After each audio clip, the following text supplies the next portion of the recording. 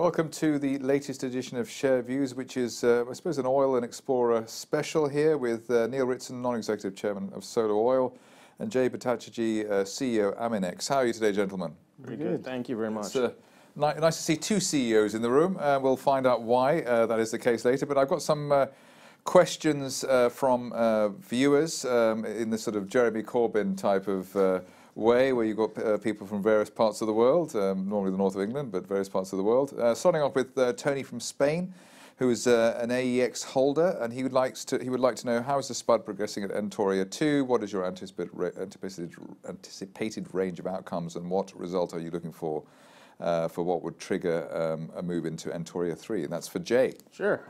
Actually, we're doing pretty well at Toria 2 right now. We've got the rig has been fully erected right now, and we are in the final stages of getting the rig inspection and moving towards the spud date. So we're on schedule there. In terms of the outcome of Toria 2, it's an exciting well for the company, for both partners as well.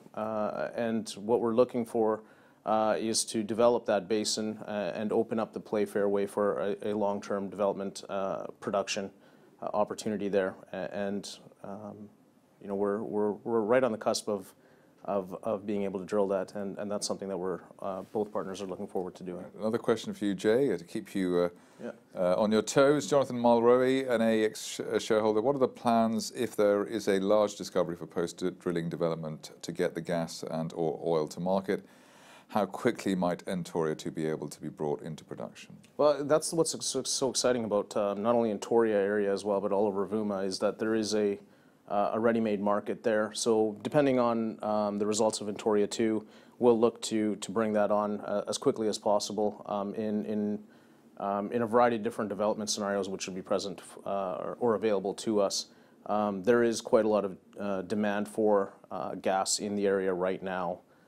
So as I said, we'll look to bring that on as quickly as possible.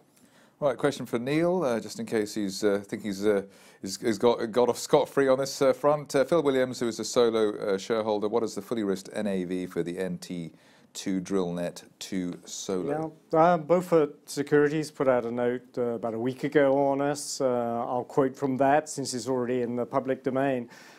Fully risked, we're looking at an incremental $30 million to us of value. But that is risk. There's still risk in there until we drill this well. So that'll be probably about double if we have a success. And I'll let the people decide what is a success. We're looking for incremental volume of a couple of hundred BCF. So we're at the cusp of a big development. If we get a couple more hundred, we'll be there. And this is game-changing. For people who don't know either, I mean, either company, this is game-changing. Yeah, I mean, Solo is currently trading at a market cap of under £20 million. We're talking about putting on 50, 60, 70 million of value with a single well. So it's a big event. And for those, again, who don't know, when did this come onto the horizon? Because, as in the case with all oil explorers, the waiting game is always too long, and whatever comes out was not enough, and et cetera, et cetera. It is. It's been a long wait, and maybe Jay will comment on that too. But we partnered up with AEX 7 years ago and drilled the first well, La Conde. Toria was drilled a couple of years later, and so it's a long build-up to get in a position to have the infrastructure in place to sell the gas, and to go ahead with the right seismic data and everything else that you need to drill this. But the economics are clear now. I think that's one of the real positive elements here, is that we know what the gas price is, we've seen the infrastructure working to the market, and it's a matter of adding incremental gas now and bringing it on stream. Right, a question for Jay this time. With La Conde and Toria in mind, which started life as oil prospects, are we now to assume these projects are gas only? The market appears to be assuming gas only, and presentations from the companies appear to endorse this view. Either way, could you please explain in layman's terms the basis of their thinking on these projects? Sure. I guess in layman's terms, we have been presenting it as a gas-only basin, but under absolutely no circumstances is this a gas-only basin. In fact, quite the contrary. La Conde in particular was the first well that was discovered in the greater Rovuma Basin that had indications of crude. As we go towards the western side of our acreage, which we share with Neil, there is certainly strong indications of liquid potential there. So for our internal modeling purposes, as Neil said, we are modeling gas right now, but certainly there are strong indications of liquids on our acreage. Right, and moving along to Kililani, some investors are waiting for the update there in the North 1 prospect. Can you provide an update on operations there, the current daily flow rate and expected optimal flow rate, as well as some context around the wider Tanzanian gas market? Sure. Right now, the Kililani project is it's kind of a flagship project for us all. As again Neil mentioned, it's been a long wait for all of us to get into production, and now we're producing. As per the terms of our GSA, we have been paid all the way through, more or less on time. And corporately for us, we've been reducing our debt with the payments that we've been receiving. And it's a great project to have because, again, right now in this market, having that flexibility with strong cash flow coming in is a big plus. In terms of demand, right now we are producing somewhere in the order of about 15 to 20 million cubic feet a day.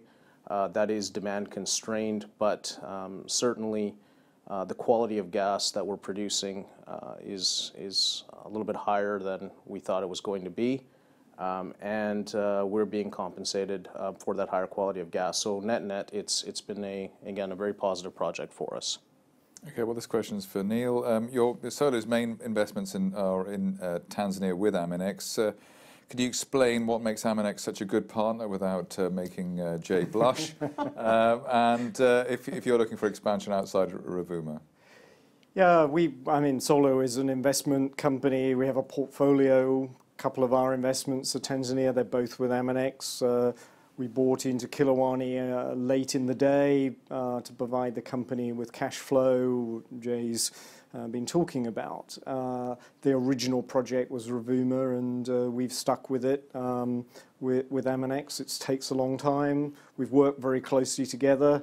We've helped each other technically and financially over that period, and I think being similar-sized companies with the same objective in Tanzania has been of great value to both parties. I mean, that's one of the things, I suppose, in the exploration game.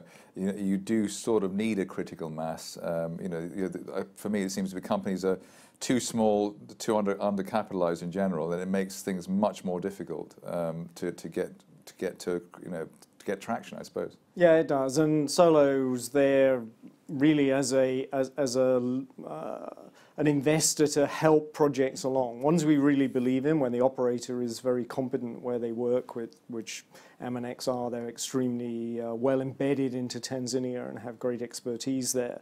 So we're there to support them, both technically and financially, and that's what we've done for a long period, and we're about to reap the rewards of that. Right, coming back closer to home, Solo's involved in the Gatwick gusher, the horrible media term, which did gush last year with top record results from the flow test. Further flow test is expected early next year. Could you tell us, what's the timeline there? Yeah, different operator there, UK Oil and Gas. We've supported them technically and financially through the Horse Hill project that led to the so-called Gatwick gusher. It did actually gush. I mean, in terms of onshore production rates, the 3 tests that were done, albeit they were short duration, were very high volume and exceeded everybody's expectations, certainly everybody in the company's expectations.